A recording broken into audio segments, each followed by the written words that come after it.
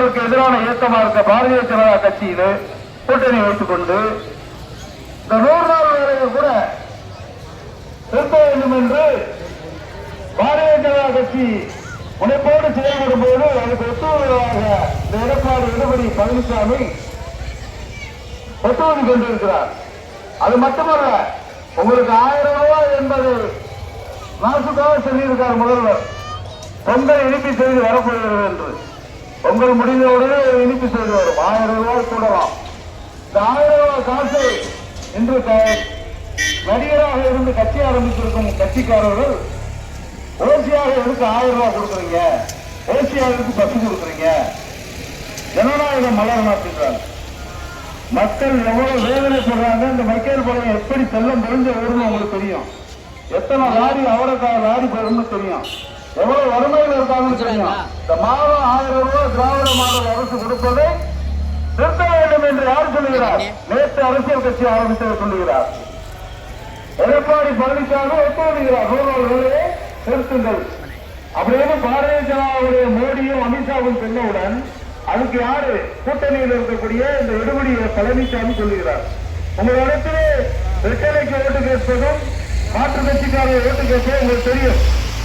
திராவிட முன்னேற்ற கழக ஆட்சியில் இருக்கும் பொழுது உங்களுக்கு லஞ்ச லாபம் எடுக்காத ஒரு அரசியல் கட்சியை சார்ந்தவர்கள் நானா இருக்கட்டும், என கீழே இருக்கிற கிளை செயலாளர் இருக்கட்டும், ஒன்றிய பொறுப்பு இருக்கிறதாக இருக்கட்டும், ஒரு கலைஞர் கனவு திட்ட வீடுக்கோ அல்லது அரசு நலத்திட்ட உதவி பெறுவதற்கோ யாராவது 1 ரூபாய் லஞ்சம் வாங்கியிருக்காருன்னா சொல்லுங்க பார்ப்போம். தாய்மார்கள் சிந்திக்கணும். திராவிட மாடல் ஆட்சியில யாராவது 1 ரூபாய் லஞ்சம் கொடுத்து எந்த வேலையாவது செஞ்சிருக்கீங்களா? இதே அதிமுக ஆட்சியில பசுமை வீடு வந்து 30,000 40,000 லஞ்சம் கொடுத்தீங்க.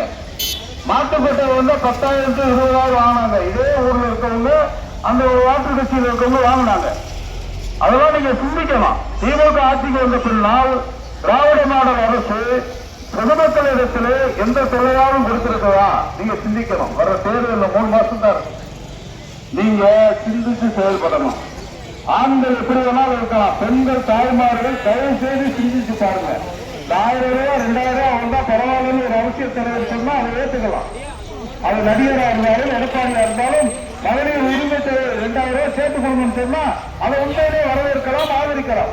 ஆனா அதை நிறுத்தணும் என்று சொல்லக்கூடிய அரசியல் தலைவர்கள் மத்தியிலே அவர்கள் சொல்வதை கேட்டுக்கொண்டு நீங்கள் எல்லாம் அவர்களுக்கு வாக்களிப்பீங்கன்னு சொல்லிக் கொண்டிருக்கார்கள். மக்களை நீங்க தான் சிந்திக்கணும். மக்களுக்கான ஆட்சி திராவிட மாடல் ஆட்சி, மக்களுக்கான கொள்கை உள்ள ஆட்சி திராவிட முன்னேற்ற கழக ஆட்சி. மீண்டும் தமிழகத்துடைய முதலமைச்சராக முத்துவேல் கருணாநிதி ஸ்டாலின் பதவியேற்பது சில காலங்கள் தான், 3 மாதம் தான் இருக்கு. மீண்டும் முதல்வர் தாய்மார்களுக்கு எண்ணற்ற திட்டங்களை அறிவிக்க இருக்கின்றார்.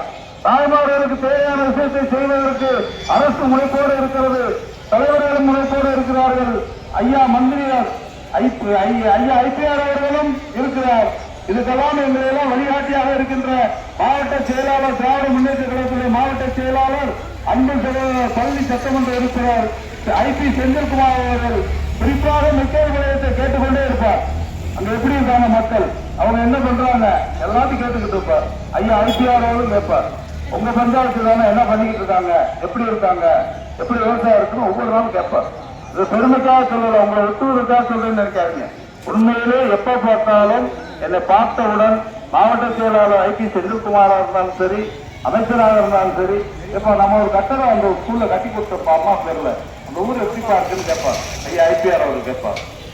நான் எதுக்கு சொல்றேன்னா, இப்ப நம்ம ஆட்சிக்கு வந்தாலும் வரலன்னா செய்ய போறோம். இப்ப ஸ்கூல்ல கேட்டாங்க